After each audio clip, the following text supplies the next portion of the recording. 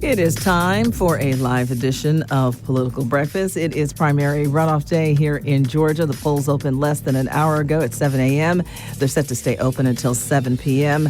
Joining me live are our strategists, Brian Robinson and Theron Johnson. Thank you so much for getting up early today.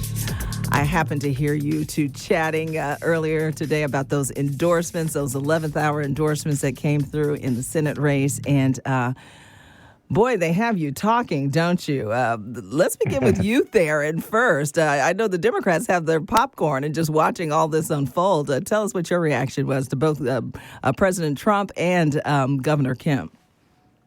Well, let's start with President Trump. We've been anticipating for some time now, really for over a year, of how involved will President Trump be in these primary gubernatorial and senatorial races on the Republican side. And so we did not know that he was going to directly get involved until he endorsed Mike Collins. Now, the Mike Collins endorsement was not a sort of total shocker. I mean, we know that Donald Trump and Mike Collins share a really good relationship.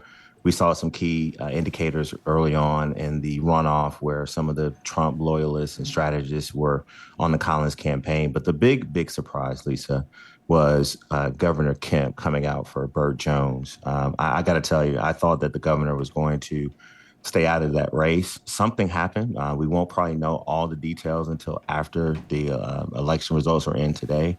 But for Governor Kemp, a governor for 8 years, to come out with less than 3 days to go, roughly a little over 48 hours, and endorse Lieutenant Governor Burt Jones, this is a really big test to his organization, his influence, and his power. So let's see what happens today. Yeah, what do you think happened, Brian? Do you have any indication?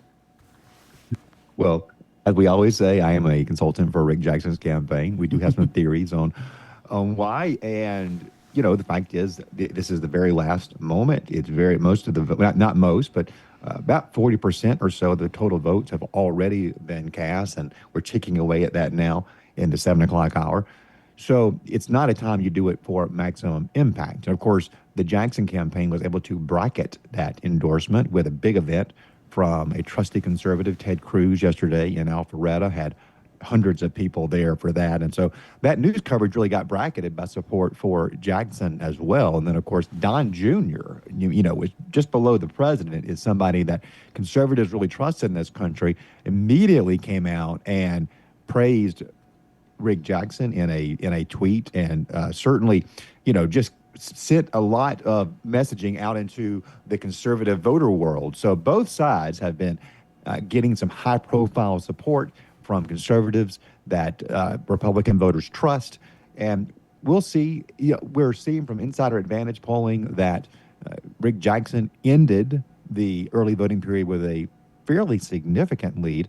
And if that's true, and look, who knows, a lot of that speculation, and there's some science to it, but it's not an exact science. If that's true, Burt Jones has got a big margin to fill, and it's very difficult for him to tell enough voters that Brian Kemp has endorsed him. I do think the Brian Kemp endorsement is meaningful, but it's hard to tell hundreds of thousands of people. You say meaningful, but Theron, do these late endorsements matter at all? Well, when you're a governor with the popularity that he has, yeah, because what he is probably able to do, and B-Rob is right, I mean, it's not a lot of time.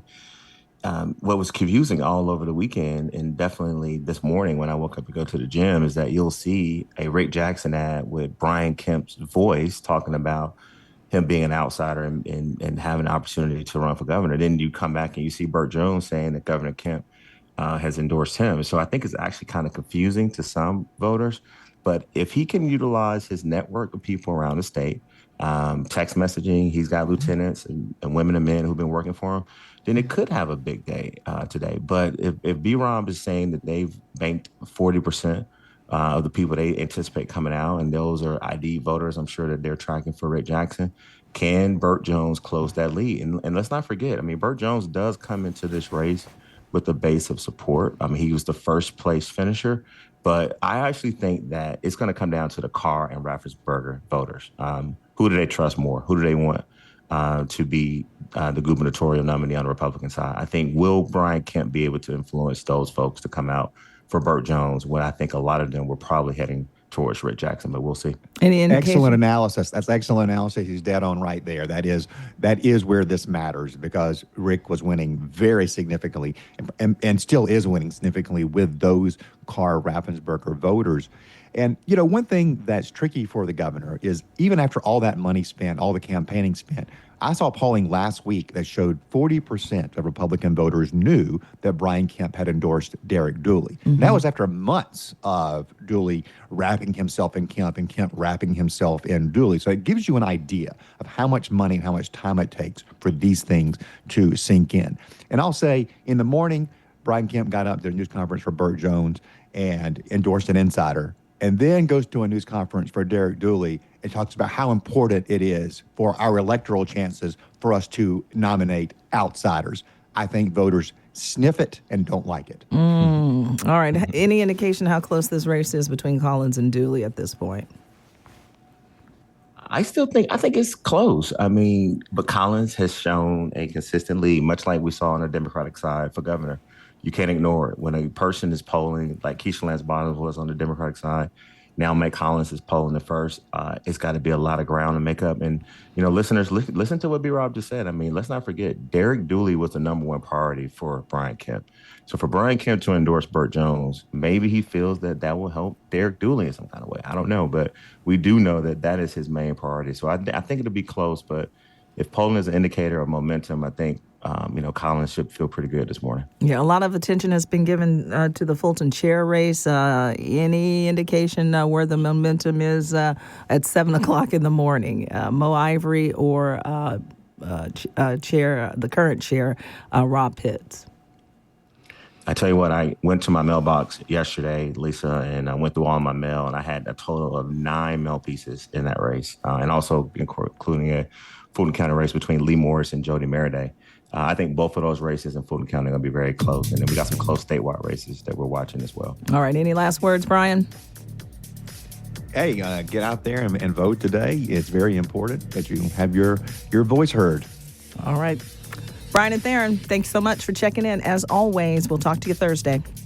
Have a good day. All right. Amplifying Atlanta. This is listener-funded WABE.